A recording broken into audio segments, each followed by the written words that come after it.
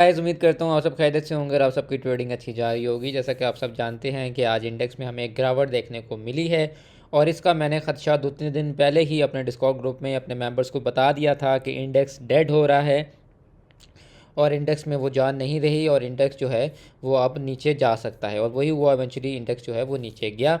इसके बाद अभी भी मुझे इंडेक्स में उस तरह से जान नज़र नहीं आ रही, लेकिन अभी जाते हैं और देखते हैं कि इंडेक्स हमसे क्या कह रहा है।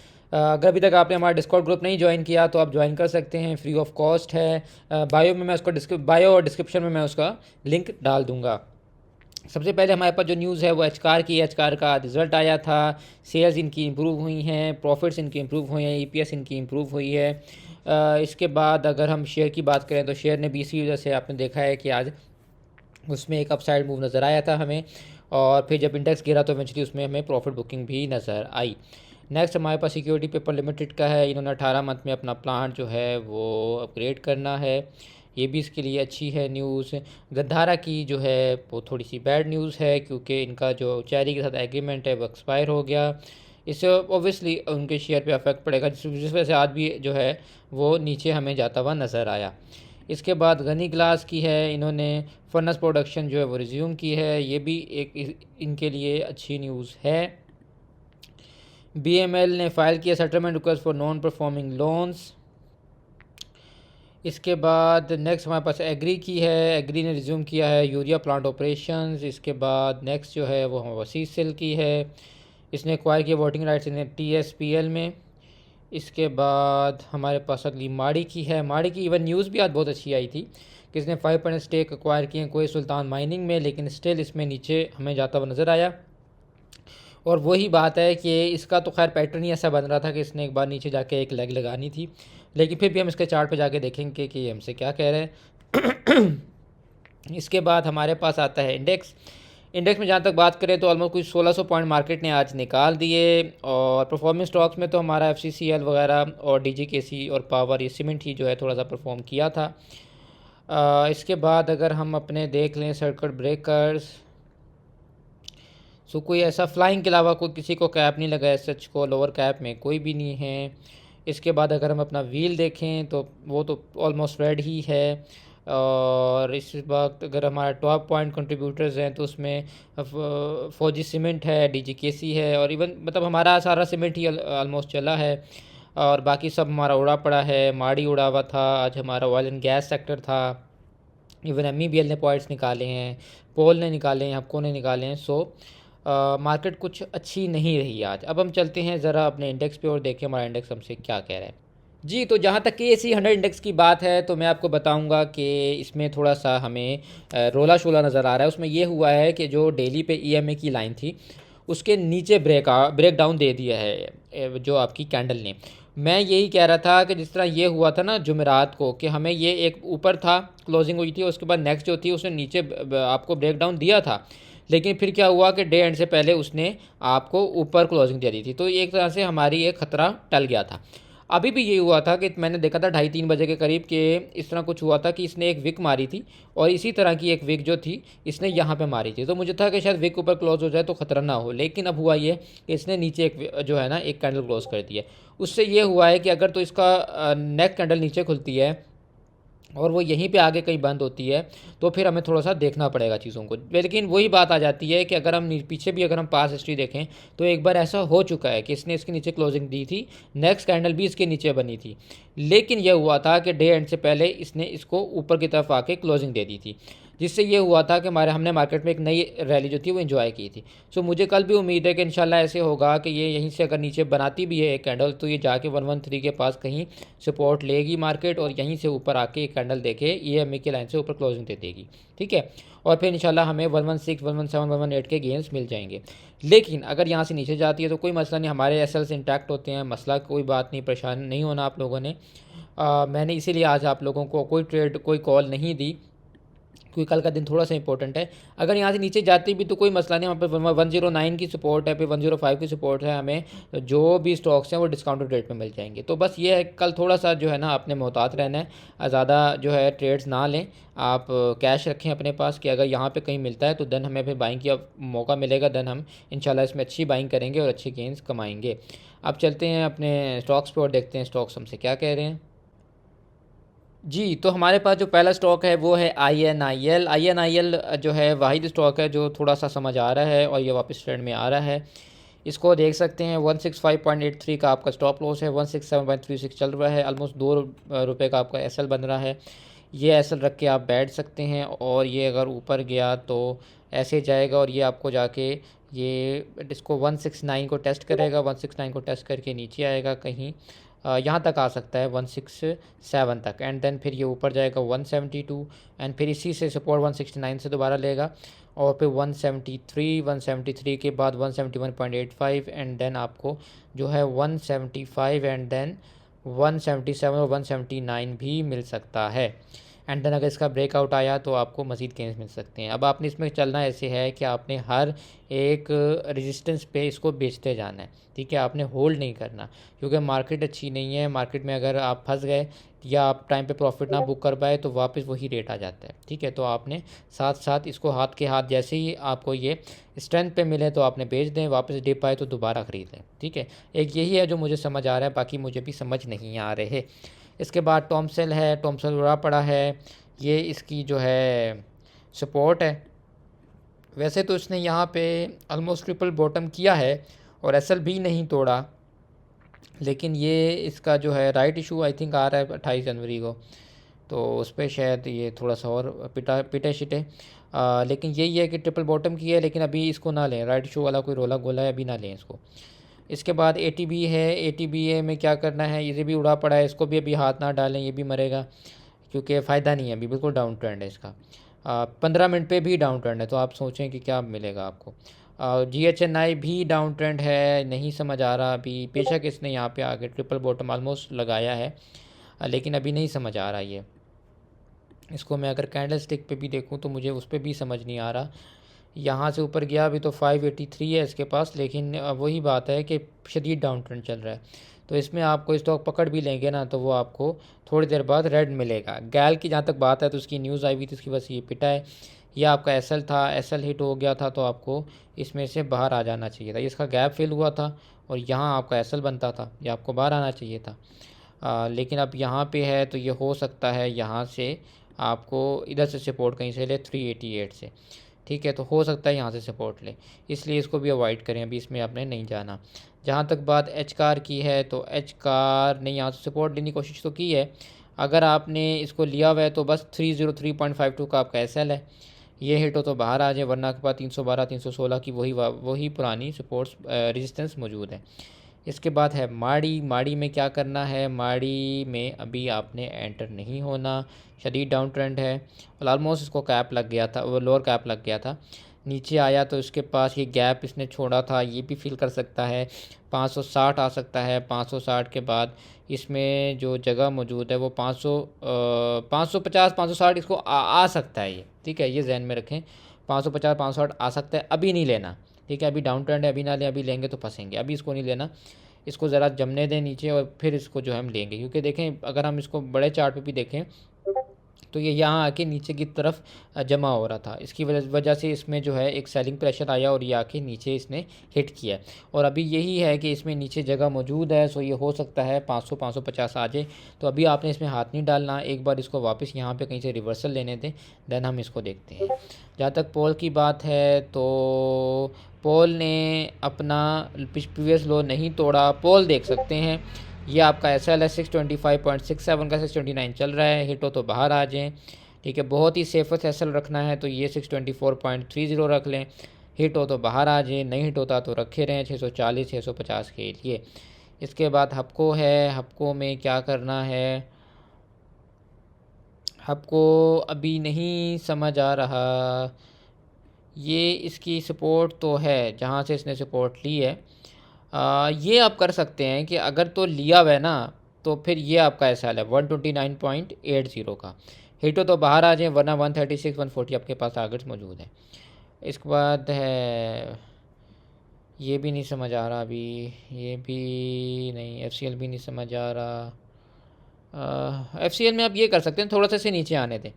अगर तो ये यहाँ पे आके एक बाउंस करता है ना 24.71 पे, तो 24.51 का एसएल रख के बैठ जाना फॉर द टारगेट। और वही टारगेट सारे मेंशनड हैं, 25 23 25 70 26 70, ये टारगेट्स मौजूद हैं, ठीक है। इसके बाद है एसएनजीपी, लेकिन समझ अभी फ़िलहाल ये कोई भी नहीं आ रहा, अभी लेटेस्ट बाइंग के लिए इनमें से कोई भी नहीं है।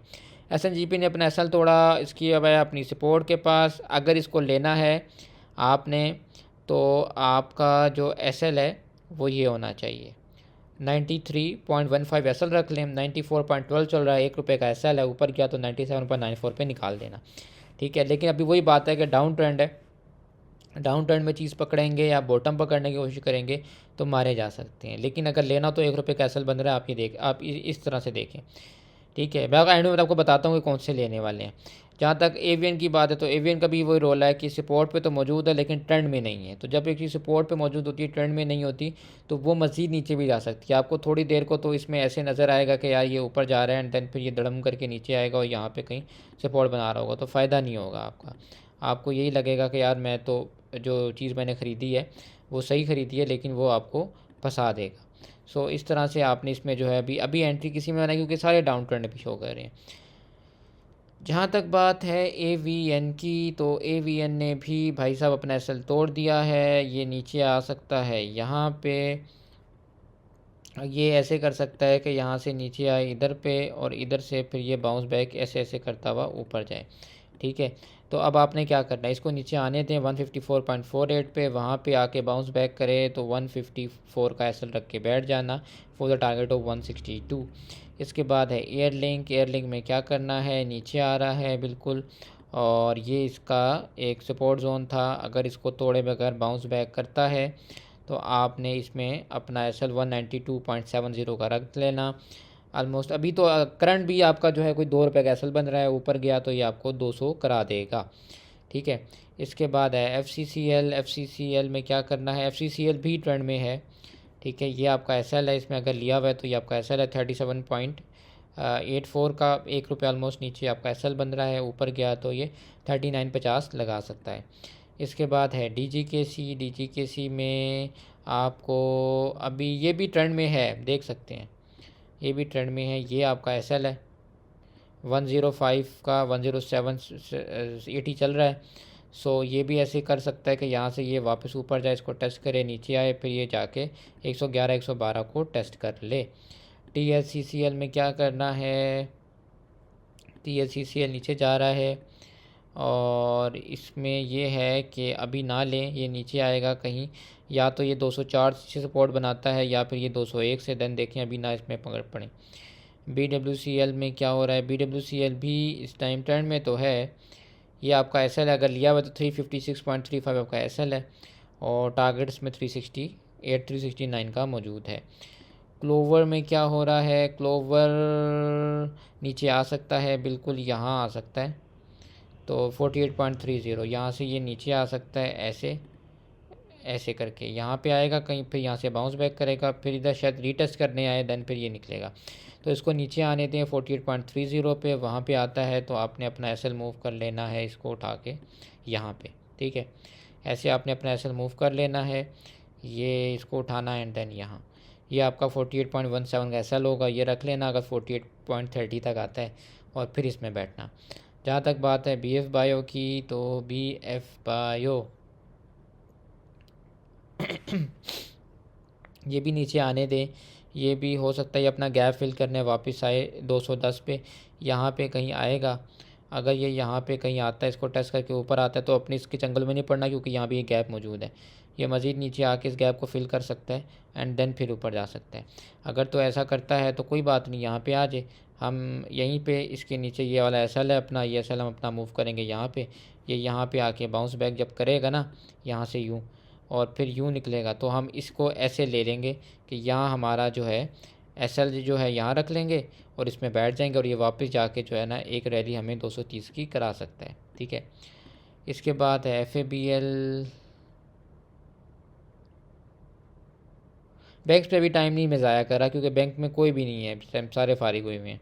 ये मॉनेटरी पॉलिसी के बाद ही दौड़ेंगे, उस टाइम हम इसे देखेंगे। अभी इसमें कोई भी मुझे नहीं समझ आ रहा।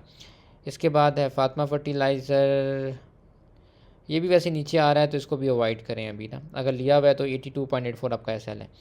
इसके बाद है इफ़र्ट में क्या करना है, इफ़र्ट ने स्टिल अपना एसएल नहीं तोड़ा, एसएल इसका इंटैक्ट है 218.74 का।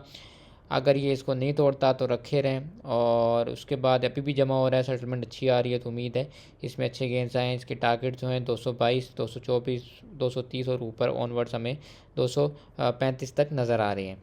इसके बाद है एंग्रो में हमें ये नज़र आ रहा है कि इसने अपना एसएल तो तोड़ दिया था, लेकिन इसने अपना मेजर एसएल जो है वो ये वाला नहीं तोड़ा, 218 वाला।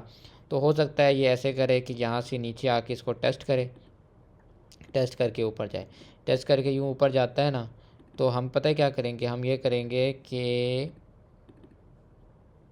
यहाँ पे आएगा ना और यहाँ पे टच करेगा और यहाँ पे जाएगा, ठीक है। तो हम यहीं पे अपना एसएल रख के इसमें बैठ जाएंगे, ये हम इसमें कर सकते हैं। और मैं अब इसमें आपने बैठना कैसे मैं बताता हूँ। ये देखें, यहाँ से ये नीचे आएगा 218 220 के पास, और यहाँ से ऊपर जाएगा ये 220 221 लगाएगा। जब ये 220 221 लगाएगा ना, इसको लगाने देना। उसके बाद नीचे आएगा डे एंड, हम यहाँ पकड़ लेंगे 219 219 या 220 पे कहीं हमारा एसएल बन रहा होगा। वहाँ से जब ये रिवर्स करेगा ना, तब इनसे पकड़ लेंगे और फिर हमें जो है टारगेट जो मिलेंगे वो ऐसे मिलेगा। अगर पहला 224 मिलेगा, फिर 228, फिर 229 30, हमें ये टारगेट्स वापस मिल जाएंगे, ठीक है। लेकिन अभी ना लेना, क्योंकि अभी जो है हो सकता है ये मज़ीद नीचे आए। लेकिन ये एसएल हमारा जो है मौजूद है 218। अगर यहाँ पे आके इसको बाउंस बैक करता है ना, देन फिर हम इसे एसएल रख के पकड़ लेंगे। अभी आप हाथ ना डालें। इसके बाद है एफएफसी में क्या करना है। एफएफसी भी मुझे इस टाइम ठीक लग रहा है, मसला नहीं है। 391.70 का आपस में एसएल रख लें, हिट हो तो बाहर आ जाएं, क्योंकि बोर्ड मीटिंग अनाउंस हो चुकी है, डिविडेंड इसका अच्छा आना है, तो हो सकता है ये रैली कराए। और ऊपर जाता है तो 396 एंड 404, फिर देन 404 के टारगेट्स मौजूद हैं। इसके बाद हमारे पास है ATRL में हमारे पास ये चीज़ है कि अभी ना लें इसमें, क्योंकि ये भी अगर सपोर्ट तोड़ता है अपनी, तो ये ऐसे करेगा कि यहाँ से तो ऊपर जाएगा, बड़े खुश होंगे कि यार ऊपर जा रहा है, लेकिन देन ये फिर नीचे जाके सपोर्ट तोड़ देगा और ये 614 आएगा।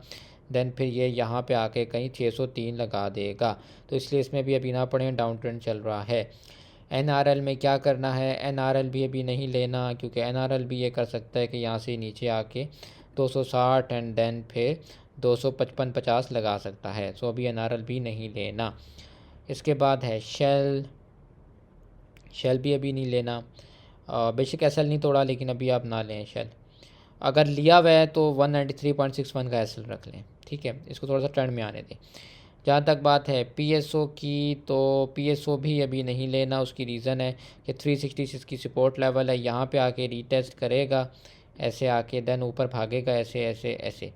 जब ये ऐसे भागेगा देन हम चुप करके अपना एसएल रखेंगे यहाँ 370 पे और बैठ जाएंगे फॉर द टारगेट ऑफ 380 390 400 415 422 चलेगा। तो ऐसा तो नहीं है कि PSO नहीं चलेगा, PSO नहीं चलेगा तो फिर कौन चलेगा। जहाँ तक बात PPL की है, तो PPL को भी अभी इसने एसएल के पास आके एसएल टच किया है, नीचे आने दें। ये 180 आ सकता है, 180 आता है और यहाँ से वहाँ से ऐसे रिवर्स करता है ना अगर आके, देन फिर इसमें भी हम ऐसे करेंगे कि अपना जो एसएल है मूव कर लेंगे यहाँ से उठा के इधर 180 181 पे, एंड देन फिर 190 एंड 200 तक हम इसकी रैली एंजॉय कर लेंगे। इसके बाद है OGDC में भी इसने अपना एसएल तोड़ दिया, पता नहीं क्या क्या तोड़ दिया है। अब इसको भी नीचे आने दें। अगर ये नीचे आता है तो मुझे लग रहा है ये 206 तक आ सकता है। अगर 206 तक आता है तो पहले तो ये सुबह हो सकता है रिट्रेस करने जाए 215, वरना फिर नीचे डायरेक्ट भी आ सकता है 211 एंड देन ऐसे करते करते ये 206 को टेस्ट करके जब ऊपर निकलेगा ना ऐसे, देन फिर हम इसमें आएंगे और हम अपना यहाँ पे 207 का एसएल रख देंगे 216 222 के लिए, ठीक है। सो ये हमारी आज की वीडियो थी। अगर मैं आपको बता दूं बाई कॉल्स में, तो अभी सिर्फ मुझे INIL समझ आ रहा है, ठीक है। सच्ची बात ये है 165.83 का एसएल है, 2 रुपये का एसएल है और समझ भी सिर्फ ये आ रहा है। इसके अलावा FFC में ये है कि 191.70 192 का कुछ एसएल बन रहा है और दोस्त में भी कोई 2 रुपये का एसएल बन रहा है। और लेकिन यही है कि बोर्ड मीटिंग अनाउंस है, सबको पता है कि अच्छा डिविडेंड एक्सपेक्टेड है, तो हो सकता है ये भी एक अच्छी रैली करा दे। तो इसके अलावा मुझे इस टाइम कोई स्टॉक समझ नहीं आ रहा। जहाँ तक इंडेक्स की बात है तो इंडेक्स से मैं कह रहा हूँ मोहतात रहें, थोड़ा सा अभी इसके चक्करों में ना पड़ें, एक दिन कल का दे दें इसको, उसके बाद जो है बाइंग्स करें। लेकिन बस यही है कि आप लोगों ने परेशान नहीं होना, और इंशाल्लाह हमें उम्मीद है कि मार्केट जो है वो सून रिकवर करेगी और हम अच्छे गेंस कमाएंगे। और एक टाइम आएगा कि आपको हर स्टॉक में ही मैं बाई कॉल्स दे रहा हूँ। जैसे पहले आपने देखा होगा कि डेली बेसिस पे अल्हम्दुलिल्लाह हम बहुत अच्छे प्रॉफिट्स कमाते थे और हमारी ऑलमोस्ट सारी ही जो थी वो बाई कॉल्स होती थी। तो इंशाल्लाह वो दिन वापस आ जाएंगे, डोंट वरी। अभी कुछ दिन की बात है तो कोई मसला नहीं, लेकिन बस अपने एसेट्स इंटैक्ट रखें, कम से कम स्टॉक्स में काम करें, कैश बाहर रखें, ताकि अगर नीचे डिप आए तो उस डिप का आप फ़ायदा उठा सकें। मिलते हैं आपसे नेक्स्ट वीडियो में, तब तक के लिए take care and good bye.